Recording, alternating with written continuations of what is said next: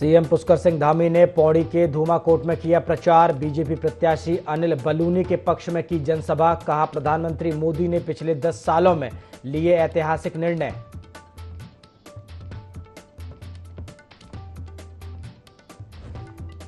उत्तराखंड आएंगे मुख्यमंत्री योगी आदित्यनाथ। 13 को हल्द्वानी और 14 को श्रीनगर, रुड़की में करेंगे जनसभा। पार्टी प्रत्याशियों के पक्ष में करेंगे वोट की अपील।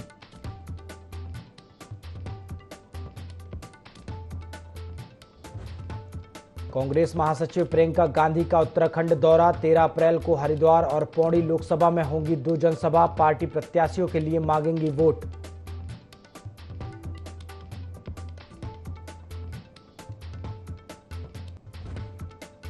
नानकमत्ता डेरा प्रमुख तरसेम की हत्या का शार्प शूटर ढेर। एसटीएफ के साथ मुठभेड़ में हुआ एनकाउंटर। 28 मार्च को हुई थी बाबा तरसेम सिंह की हत्या।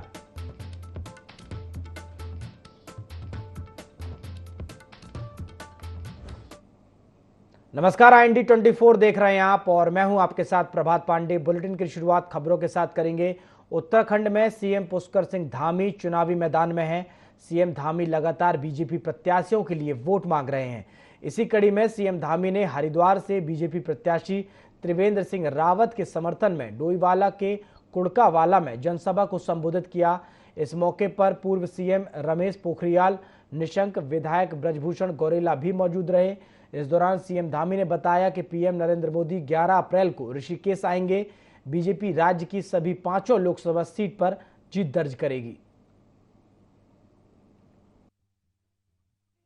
सुनने के लिए हमेशा आते हैं और उत्तराखंड से उनका जो लगाव है हर उत्तराखंड वासी जानता है। और ऋषिकेश में 11 तारीख को उनका आगमन बहुत ही हमारे लिए शुभ है, उत्सव है। उस दिन मैं सबको आमंत्रित भी करता हूँ, आइए और उनकी जनसभा को सुन। बिल्कुल 400 पार और ऐतिहासिक जीत होगी यहाँ से हरिद्वार लोकसभा से। उत्तराखंड की 5 लोकसभाओं को बहुत ऐतिहासिक मतों से जीतेंगे। हर लोकसभा को 5 लाख मतों से भी अधिक से जीतेंगे।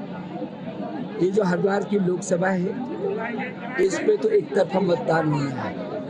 आज हम डोईवाला में जो ये विशाल जनसभा हुई है, आप सबको मालूम है कि मैं भी यहाँ से विधायक रहा, मुख्यमंत्री रहा। त्रिवेंद्र जी यहाँ से विधायक रहे, मंत्री रहे, मुख्यमंत्री रहे। जितना काम डोईवाला में हुआ है सोच भी नहीं सकते। और पूरी लोकसभा में जिस तरीके से काम हुए हैं वो एक नया इतिहास रचेंगे। और इसलिए लोगों में बहुत उत्साह है, बहुत उमंग है, उल्लास है। निश्चित हम हरिद्वार की लोकसभा को एक तरफा मतदान से जीतेंगे। प्रधानमंत्री जी को सुनने के लिए, प्रधानमंत्री जी के आगमन के लिए क्षेत्र की जनता पलक पावड़े बिछाकर तैयारी कर रही है। और पहली बार ऋषिकेश में किसी चुनावी रैली को माननीय प्रधानमंत्री जी संबोधित करेंगे। एक ऐतिहासिक रैली होगी और प्रधानमंत्री जी के इस संबोधन के बाद उत्तराखंड में भाजपा ही होगी। टिहरी लोकसभा से भाजपा प्रत्याशी माला राज्यलक्ष्मी शाह चुनाव प्रचार में जुटी हैं। माला राज्यलक्ष्मी ने विकासनगर के मलूकावाला, अंबाड़ी लाघा और बाड़वाला में वोट मांगे। इस दौरान उन्होंने कांग्रेस को महिला विरोधी पार्टी करार देते हुए कहा कि भगवान कांग्रेस को सद्बुद्धि दे। राज्यलक्ष्मी शाह ने कहा कि कांग्रेस की मानसिकता इस कदर खत्म हो चुकी है कि वह अपराध को अपराध की दृष्टि से भी नहीं देखती। इलेक्शन का समय ऐसा महिला के ऊपर टिप्पणी करने का या किसी के ऊपर टिप्पणी करने का बात ठीक नहीं है। क्योंकि किसी को टिप्पणी करने से कोई किसी को फायदा नहीं होता है। और स्पेशली महिलाओं को तो वो तो माँ होती है, माताओं के ऊपर ऐसा टिप्पणी करने का ये बात करना। देखिए, कांग्रेस का जो है मानसिक संतुलन बिगड़ गया है और ये आने वाले समय में कांग्रेस मुक्त, जिस तरह कंगना पे दिया, ये तो बहुत अपमानजनक बयान है। ये हेमा मालिनी पर भी दिया। आप ये देखिए, कांग्रेस के जितने भी प्रवक्ता है, इस तरह की जो ये अनगलत बातें एक महिला के खिलाफ करते हैं, जिसको हिंदुस्तान में पूजी जाती है। जब छोटी होती तो कन्या के रूप में पूजी जाती है। हिंदुस्तान में हिंदू महिलाओं का जितना सम्मान है वो किसी दुनिया में नहीं है। मुझे लगता है इनकी दुर्बुद्धि है और इनका जो मानसिक संतुलन है वो खराब हो चुका है, क्योंकि इनको ये मालूम चल चुका है कि हम 400 पार है। कांग्रेस में और भारतीय जनता पार्टी की संगठन में बहुत ही अंतर है। मतलब एक संस्कारित पार्टी जो भारतीय जनता पार्टी है उसमें हमेशा संस्कार दिए गए हैं और महिलाओं को दुर्गा का रूप दिया गया है। इसीलिए दुर्गा के तहत 50% का जो आरक्षण हुआ था महिलाओं का वो हमारी भारतीय जनता पार्टी की सरकार ने किया था। आज 33% का जो आरक्षण किया वो भारतीय जनता पार्टी की सरकार ने किया। गलत नीतियों के कारण, रीतियों के कारण आज जो भारतीय जनता पार्टी मजबूत हुई है, महिलाओं ने और हमारे जो भी भाई लोग भारतीय जनता पार्टी में आए हैं उनके जो अहित की बात करते हैं महिलाओं के लिए, तो इसीलिए भारतीय जनता पार्टी का दामन संभाल। लालकुआं विधानसभा क्षेत्र में मतदान पार्टियां दिव्यांग और 85 साल से ऊपर उम्र वाले लोगों को घर घर जाकर पोस्टल बैलेट के माध्यम से मतदान करवा रही हैं। लालकुआं में 245 मतदाता हैं, जिनमें 161 मतदाता 85 साल से अधिक आयु के वृद्ध हैं और 84 मतदाता दिव्यांग हैं, जिनके लिए 10 टीमें गठित की गई हैं, जो कि 85 साल से अधिक आयु वाले वृद्ध और दिव्यांगों के पोस्टल बैलेट से मतदान करवाया जा रहा है।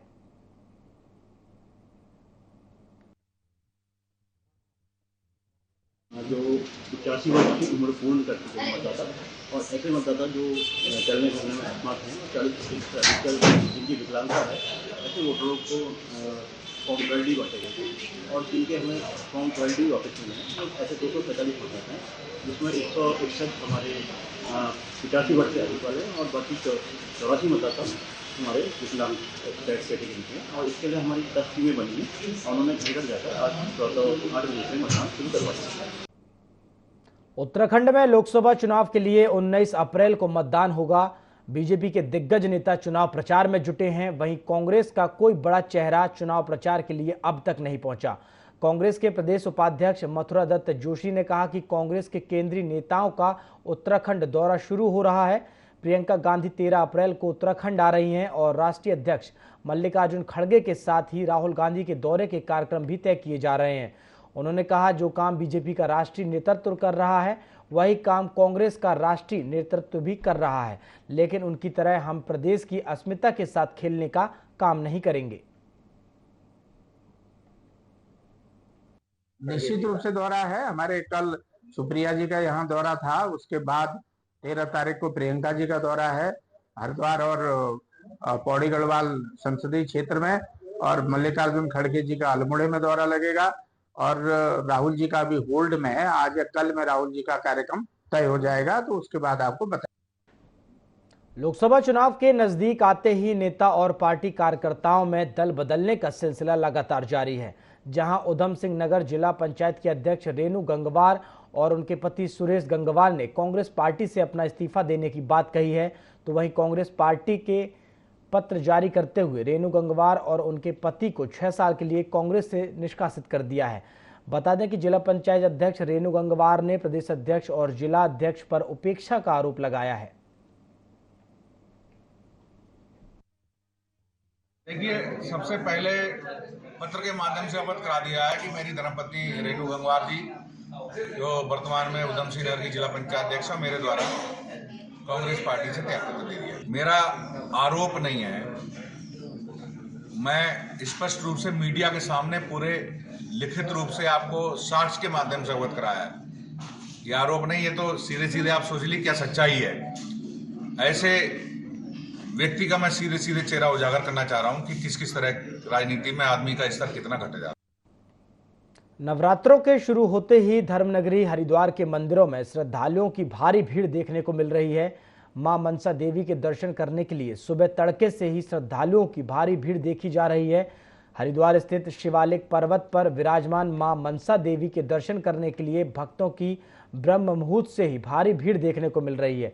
मान्यता है कि महिषासुर का वध करने के बाद मां मनसा देवी भक्तों की मुराद पूरी करने के लिए शिवालिक पर्वत पर ही विराजमान हो गई थी। मनसा देवी के पंडित गणेश का कहना है कि जैसा मां भगवती का नाम है, वैसा ही मां भक्तों की मनसा पूरी करने के लिए मां मनसा विख्यात है। वहीं दूर दूर से मां के दर्शन के लिए पहुंच रहे श्रद्धालुओं में काफी उत्साह देखा जा रहा है। नवरात्रि के पहले दिन सब भक्त लोग बहुत अपनी श्रद्धा और भक्ति के साथ मां के चरणों में आते हैं और बढ़िया बढ़िया मिठाई और फलों द्वारा, फूल मालाओं द्वारा मां का श्रृंगार करते हैं, प्रसाद चढ़ाते हैं और अपनी मनोकामना के लिए अरदास करते हैं। मां भगवती उनकी मनोकामनाओं को पूरी करती है और सब भक्तों का कल्याण करती है। जोशीमठ के पहाड़ों में पिछले कुछ दिनों से धूल भरी आंधी तूफान के साथ मौसम बदल रहा है। सेब के बागानों में चल रही फ्लावरिंग स्टेज प्रभावित हो रही है। उत्तराखंड के सीमांत क्षेत्र जोशीमठ में निचले और ऊपरी इलाकों की सेब फल पट्टी में सेब की बेहतर पैदावार के लिए जी तोड़ मेहनत के बाद भी सेब बागवानों की माथे पर चिंता की लकीरें पड़ने लगी हैं।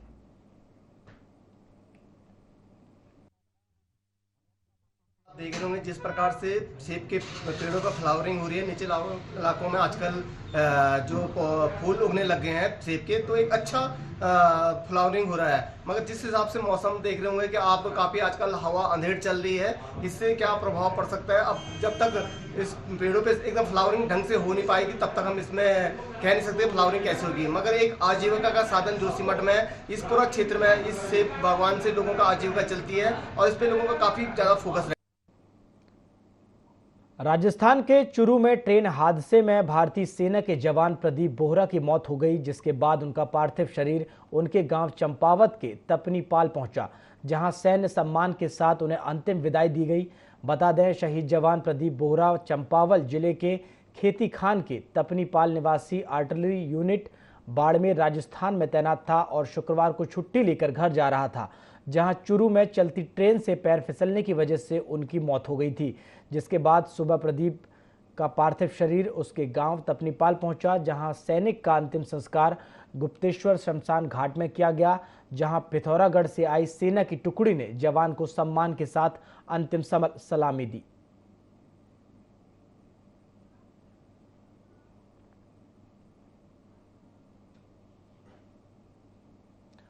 जहां डोईवाला में पूर्व मुख्यमंत्री हरीश रावत ने रोड शो करा, तो वहीं डोईवाला विधायक ब्रजभूषण गैरोला ने माजरी ग्रांट में मिलिट्री इक्विपमेंट संस्था पहुंचे, जहां उन्होंने पूर्व सैनिकों के साथ आम नागरिकों की जनसभा को संबोधित करते हुए कहा कि देश पीएम नरेंद्र मोदी के नेतृत्व में लगातार विकास की ओर आगे बढ़ रहा है। हम प्रदेश की 5 लोकसभा सीटों पर भारी मतों से जीत हासिल करेंगे। का विकास मोदी जी के हाथों में है, इसलिए आज वो विचारधारा से प्रभावित होकर के उनके कार्यों को देख करके आज भारतीय जनता पार्टी की सदस्यता ले रहे हैं। और बड़ी संख्या में आज हमारे यहाँ देहरादून में भी हुआ है, पूर्व कैबिनेट मंत्री दिनेश अग्रवाल जी ने भी यहाँ भारतीय जनता पार्टी की सदस्यता ली है। ऐसे पूरे देश के अंदर वातावरण देख रहे हैं कि सारा देश एकजुट होकर के मोदी जी के हाथों को मजबूत कर रहा है। जो आज हमने नारा दिया है 400 पार का, यही इसलिए तो है कि मोदी जी के काम को, विकास के काम को जनता ने परखा है, देखा है, धरातल पे उतरा है, तो इसीलिए 400 पार का जो हमारा नारा है, इसीलिए।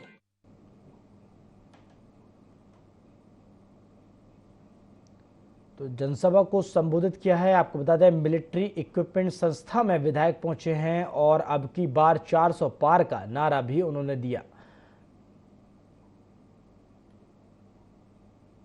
पीएम मुद्रा लोन योजना के नाम पर ठगी करने वाले साइबर ठगों के गिरोह का उत्तराखंड एसटीएफ ने भंडाफोड़ किया है और गिरोह के 2 सदस्यों को गिरफ्तार किया है। इन दोनों आरोपियों के पास से एसटीएफ ने 1,31,000 रुपए बरामद किए हैं। साथ ही 14 SIM card, 11 ATM card, 10 mobile और 7 अलग अलग बैंक की चेक बुक भी बरामद की गई हैं। एसटीएफ एसएसपी आयुष अग्रवाल ने बताया कि इस गिरोह से जुड़े कई लोग तेलंगाना, आंध्र प्रदेश, कर्नाटक और महाराष्ट्र में ठगी करते थे।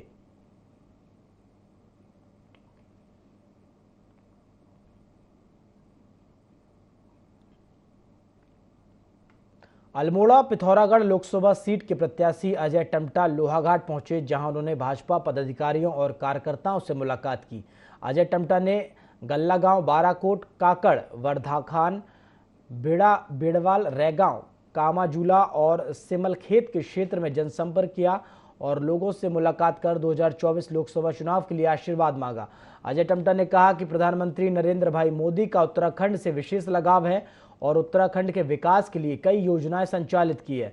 साथ ही कहा कि इस बार जनता ने तीसरी बार प्रधानमंत्री मोदी को देश की कमान संभालने का मन बना लिया है, जनता के सहयोग से इस बार भी उत्तराखंड की 5 सीटें भाजपा के पक्ष में जाएंगी।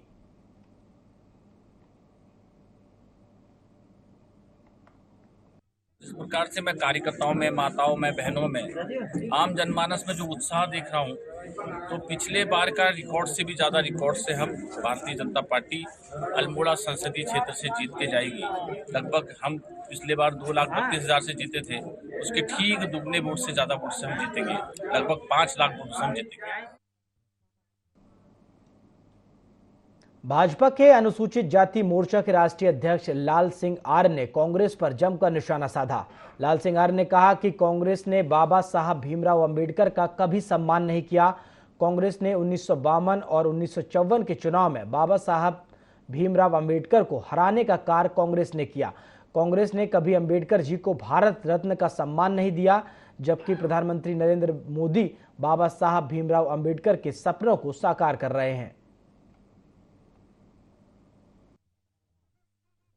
कांग्रेस नारे लगाती थी, उन्हीं बाबा साहब भीमराव अंबेडकर को 1952 के प्रथम चुनाव में और 1954 के भंडारे के उपचुनाव में हराने का पाप कांग्रेस ने किया था।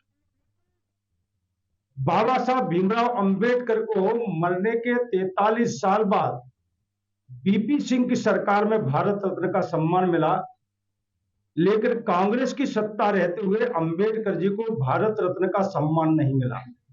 बाबा साहब अंबेडकर ने संविधान में कहा था, राजनीतिक, आर्थिक, सामाजिक और अवसर की समानता मिलनी चाहिए। वो भी कांग्रेस ने 60 साल सत्ता में रहते नहीं की। लेकिन जैसे ही मोदी जी देश में प्रधानमंत्री बनते हैं, सबसे पहले 15 अगस्त को लाल किले की प्राचीर में तिरंगा झंडे के नीचे एक ऐलान करते हैं कि देश में स्वच्छता अभियान चलेगा, और उसी का परिणाम है कि आज गरीब से गरीब के घर में भी 12 करोड़ शौचालय बनकर तैयार हो गए।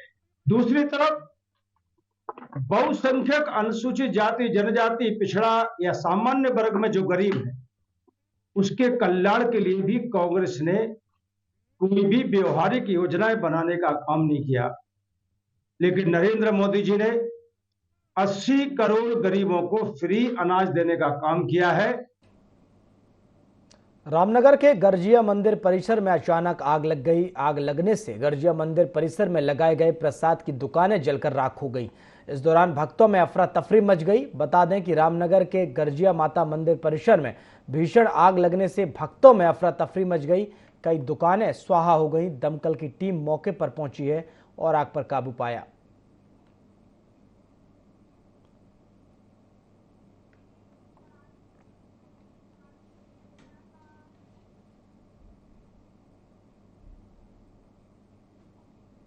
अप्रैल में उत्तराखंड में लोकसभा चुनाव के लिए मतदान होना है। ऐसे में जहां उत्तराखंड की हॉट सीट मानी जा रही पौड़ी लोकसभा सीट पर भाजपा और कांग्रेस प्रचार में जुटी हुई हैं, वहीं अब राज्य के क्षेत्रीय दल यूकेडी ने भी महंगाई और बेरोजगारी पर भाजपा सरकार को घेरते हुए वोटरों को साधने की कोशिश शुरू कर दी है। थराली में जनसंपर्क कर यूकेडी प्रत्याशी आशुतोष नेगी ने कांग्रेस और भाजपा दोनों ही दलों पर निशाना साधते हुए कहा कि दोनों ही दलों ने बारी बारी से उत्तराखंड की सत्ता संभाली, लेकिन सड़क, स्वास्थ्य, शिक्षा के मुद्दे जस के तस हैं और पहाड़ पलायन की मार झेल रहे हैं। पूरे संसदीय क्षेत्र में विकास की शून्यता है। कहीं भी पहाड़ी क्षेत्र में उद्योग धंधे विकसित नहीं हुए हैं। हालात ये हो गए हैं कि 24 सालों में हमें अब मूल निवास तक दोबारा मांगना पड़ रहा है, भू कानून मांगना पड़ रहा है, क्योंकि पहाड़ी क्षेत्रों में कोई विकास नहीं हुआ। विकास न होने की वजह से युवा पलायन करने को मजबूर है और सरकार कहीं भी ध्यान नहीं दे रही है। तो हम चाहते हैं कि पहली बार क्षेत्रीय सोच का उस पार्टी का सांसद जिसने इस राज्य का निर्माण किया वो संसद में पहुंचे, बेटी को इंसाफ दिलवाने का सवाल संसद में पूछे। ये भूभाग अगर खाली हो जाता है तो राष्ट्र की सुरक्षा का प्रश्न भी खड़ा हो जाएगा, इसलिए ये नेशनल मुद्दा है। भारत निर्वाचन आयोग के दिशा निर्देश पर लोकसभा चुनाव 2024 का पहला चरण शुरू हो गया है। लोहाघाट व चंपावत विधानसभा क्षेत्र में 85 वर्ष से अधिक उम्र के बुजुर्ग मतदाता तथा 40% से अधिक दिव्यांग मतदाताओं को घर घर मतदान कराने के लिए जिला निर्वाचन अधिकारी डीएम चंपावत नवनीत पांडे के निर्देश पर पोलिंग पार्टियों को रवाना किया गया। वहीं लोहाघाट विधानसभा की एआरओ एसडीएम रिंकू बिष्ट के दिशा निर्देश पर 26 पोलिंग पार्टियों को विभिन्न बूथों के लिए रवाना किया गया, जो कि घर घर जाकर दिव्यांग व बुजुर्ग मतदाताओं को मतदान कराएंगी। वहीं जिला निर्वाचन अधिकारी डीएम नवनीत पांडे व एसडीएम रिंकू बिष्ट ने बताया कि 54 विधानसभा लोहाघाट में कुल 228 दिव्यांग व बुजुर्ग मतदाता हैं।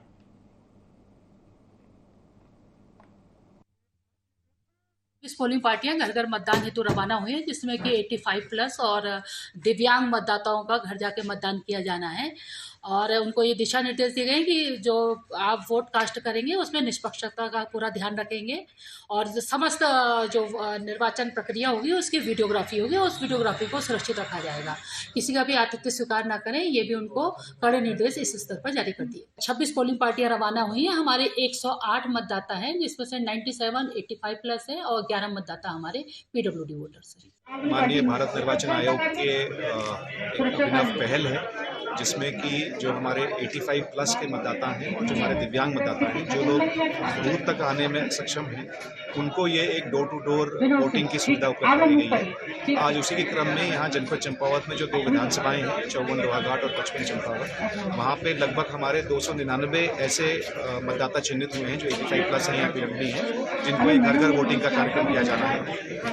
54 लोहाघाट में कुल 228 ऐसे मतदाता हैं, जिसमें से कि आज करीब 108 मतदाताओं को जो है ये डोर टू डोर वोटिंग की सुविधा उपलब्ध कराई जाएगी और कल फिर यही पार्टियां जो है अन्य जो 120 मतदाता रह जाएंगे उनको ये जो है पार्टियां घर घर जाकर वोट की सुविधा उपलब्ध कराएंगी। बुलेटिन में फिलहाल इतना ही। देश और दुनिया की तमाम खबरों के लिए आप देखते रहिए IND 24। नमस्कार।